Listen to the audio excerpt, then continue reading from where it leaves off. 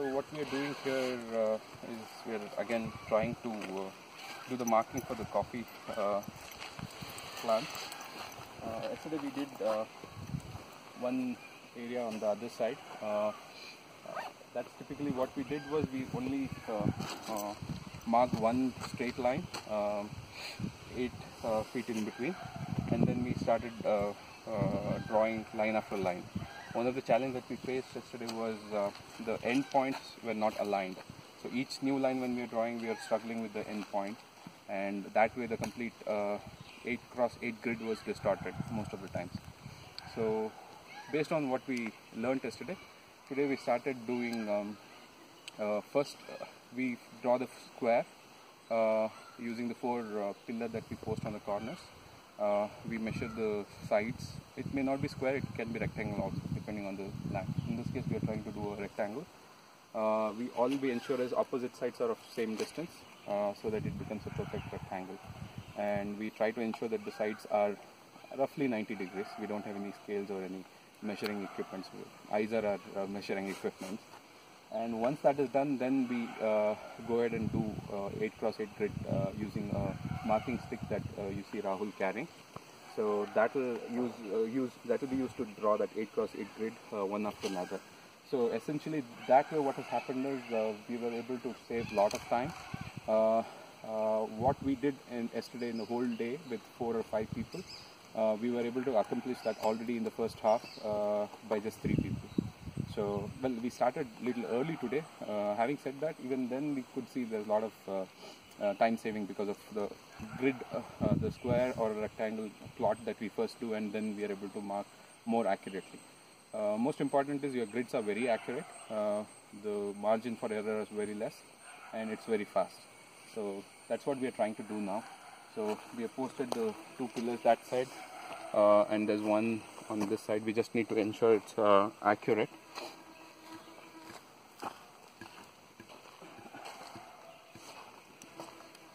So what's the distance between these two?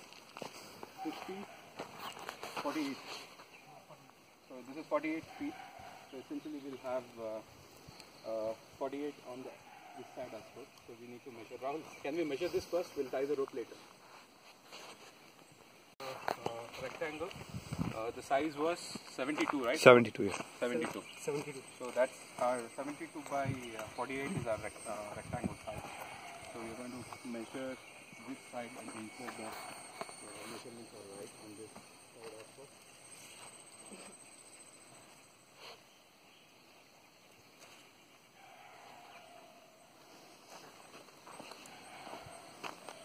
This should be 42.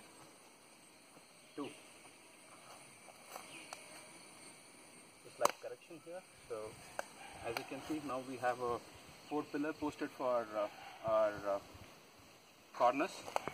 The next step is to tie a rope for between these corners so that we have a grid which will be used as a reference for the outer markings of the outer markings.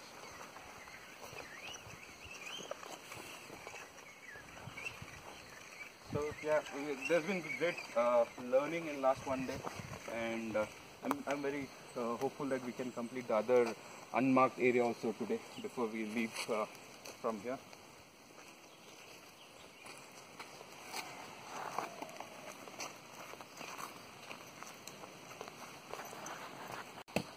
So as you can see, we are now ready to connect these 4 corners using the rope.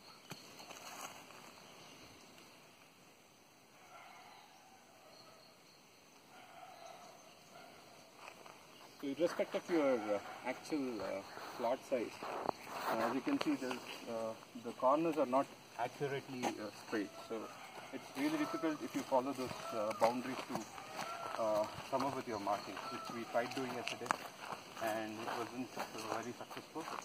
So after the square is marked, then it becomes a lot easier to actually identify if there is room for planting more markers on the spaces that are left out.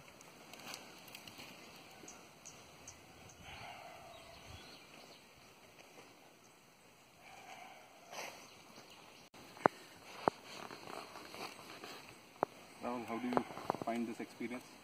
So this is very good experience and new learning for me. Since I came back after 12 years to a farm. Earlier I worked with my grandfather. Interesting. And I did only wheat and rice, not rice, wheat and other pulses cropping. But Paddy? this is very difficult and new actually, because in North India we are not doing coffee and all those things.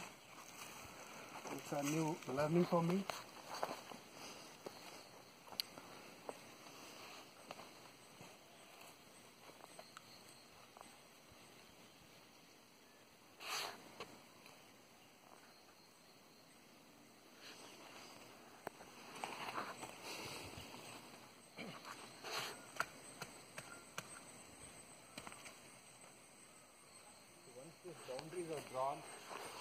Once these boundaries are drawn, trust me, the marking becomes so easy, and you can finish the rest of the marking in like 15 to 20 minutes, or maybe 30 minutes, worst case.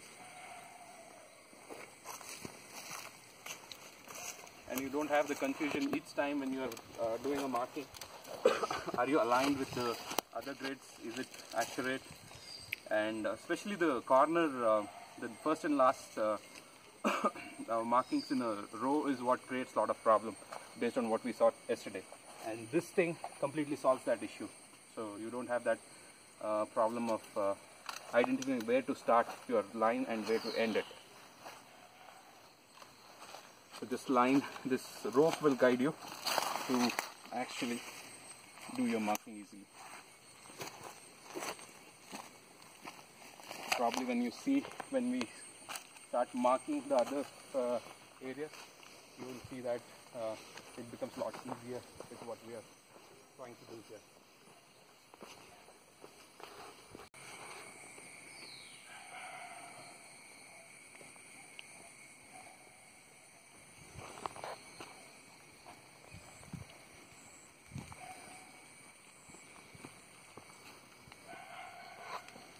That we'll be using to mark 8x8 grids, which will be used as a reference for the people who will be planting the coffee later this week.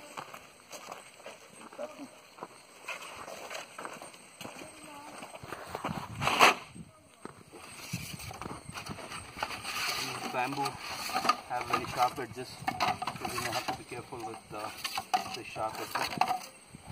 So better is to wear a gloves. This bamboo is of 8 feet. We will measure the square with this bamboo. So now if you see, your corner thing is guided by this rope, so it becomes a lot easier. You don't have to worry if you are in a straight line or you're not, you're offset. So it becomes a lot easier with the corners. And then only thing that you may have to worry is this distance versus the distance that you have on the other side. So you get into a very perfect square a lot easier compared to what we were able to accomplish yesterday without these corner markings.